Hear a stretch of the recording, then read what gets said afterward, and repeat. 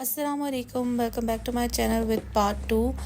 और अब तक मुझे इतना समझ में आ चुका था कि जो मैंने डिसीजन लिया है वो इजी नहीं है, क्योंकि बहुत सारी टेक्निकल चीज़ें होती हैं जो हम घर में बैठकर उन चीज़ों का अंदाज़ा नहीं कर सकते। तो कोई भी बिज़नेस शुरू करने से पहले आपको उसकी बेसिक्स का ज़रूर पता होना चाहिए।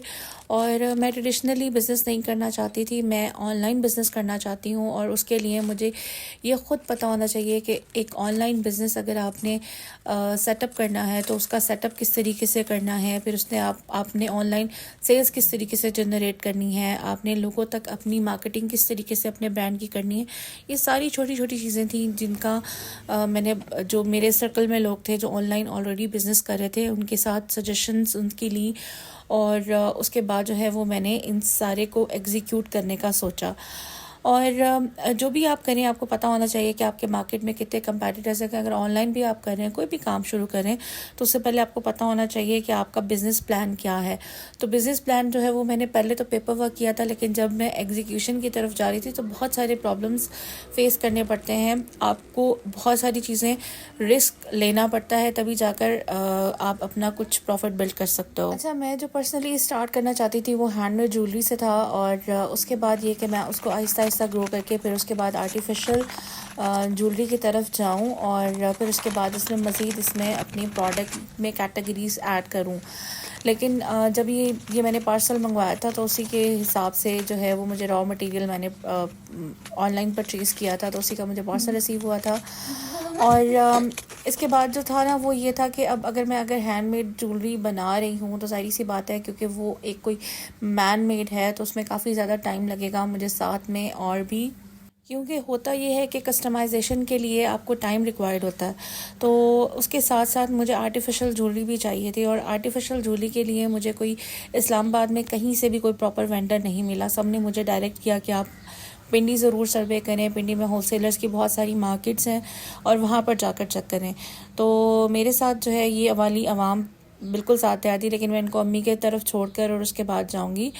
खैर, जब भी आप वेंडर सेलेक्ट करें तो सबसे पहले आपने ये ज़रूर देखना है कि आपके एरिया में होलसेल मार्केट कौन सी है, और आपकी जो कैटेगरी है या आप जो भी चीज़ सेल आउट करना चाहते हैं या आप कोई भी जो बिज़नेस करना चाहते हो, अगर तो वो आपका प्रोडक्ट जो है वो प्राइवेट लिस्टिंग है, यानी कि आप उसको ख़ुद बना रहे हैं और ख़ुद उसको सेल कर रहे हैं, तो आप उसके लिए प्रॉपर वेंडर्स अपने ढूंढें। और अगर आप वाइट लेबल पर काम कर रहे हैं, वाइट लेबल ये होता है कि कोई बनी बनाई चीज़ को अपने नाम से या अपने जो है वो ब्रांड के अंडर आप उसको सेल करें। तो मैं जो है वो फ़िलहाल तो प्राइवेट लेबल के ऊपर ही काम कर रही थी, मतलब मैं अपनी प्रोडक्ट को ही प्रमोट करना चाहती थी, लेकिन इसके साथ साथ मैं आर्टिफिशियल ज्वेलरी भी ढूंढ रही थी कि मैं उसको भी अपने ब्रांड के साथ उसको भी इंडोर्स करूँ, उसको भी सेल करूँ। But on the other hand उसके लिए प्रॉपर वेंडर्स ढूंढना, और फिर ये एक इतना डिफ़िकल्ट टास्क था। अगर आप वुमन हैं और मैरिड हैं और बच्चों के साथ, तो बहुत ही मुश्किल था। खैर, मैंने बच्चों को अपनी अम्मी की तरफ ड्रॉप किया और फिर उसके बाद मैंने अपने भाई के साथ जाना था, और उसके लिए जो है वो अच्छा, इससे पहले जो है वो मैंने एक ऑनलाइन रिसर्च भी किया, जहाँ से मुझे मतलब कुछ ऐसे होलसेलर्स मिले जो आर्टिफिशियल ज्वेलरी में ही डील करते थे।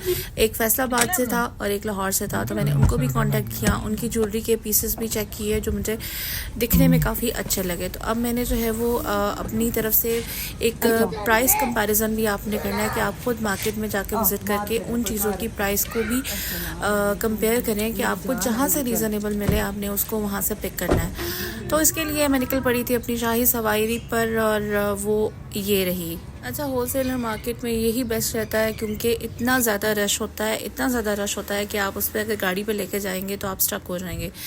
और ख़ैर, ये एक कस्टमाइज़ ऑर्डर था जिसको मैंने स्टार्ट किया, और इससे मुझे बहुत अच्छा फ़ीडबैक भी मिला। अभी ये कंप्लीट नहीं हुआ, मैं इसके साथ इसकी कंप्लीट भी शेयर करूँगी। तो अब इसके बाद जो टारगेट था वो मैंने होलसेलर से भी बात कर ली और सारी चीज़ों को मैंने मैनेज कर लिया। अब जो नेक्स्ट जो मेरी चीज़ थी वो ये थी कि मैं प्रॉपर एक वेबसाइट बनवाऊँ, एक फ़ेसबुक का पेज बनाऊँ, और क्योंकि मैंने ऑनलाइन अगर सेल करना है तो सारी सी बात है मुझे ऑनलाइन अपनी एक कम्युनिटी को बिल्ड करना पड़ेगा। अच्छा, अगर आप मेरी तरह न्यू हैं तो आपने कोई भी चीज़ बल्क में नहीं ऑर्डर करनी या अपने पास रॉ मटेरियल भी बहुत ज़्यादा बल्क में ऑर्डर नहीं करना। आपने छोटे छोटे स्टेप्स के साथ चलना है और मार्केट आपने टेस्ट करनी है कि किस प्रोडक्ट के ऊपर आपको अच्छा रिस्पांस मिल रहा है, फिर उसी पे ही आप आगे फर्दर काम करें।